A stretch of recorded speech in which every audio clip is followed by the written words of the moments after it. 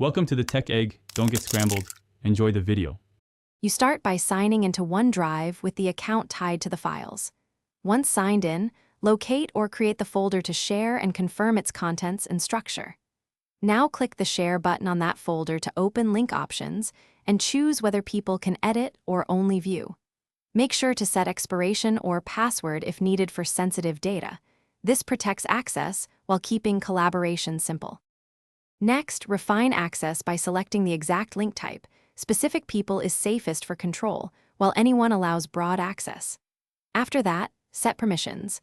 Allow editing if you want collaboration, or restrict to view only and block downloads for security. Then add recipients by email, or copy the shareable link to paste in chat.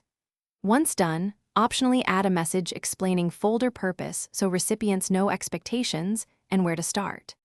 Finish by clicking Send or Copy Link and verify the folder's sharing status in Details or Manage Access.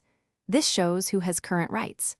You can change permission levels later or stop sharing entirely, and you should notify collaborators about workflow and naming conventions.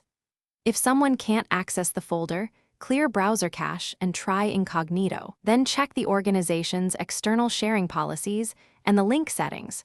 Those usually cause most problems and are quick to fix. Thanks for watching. Consider subscribing if I helped unscramble your problems.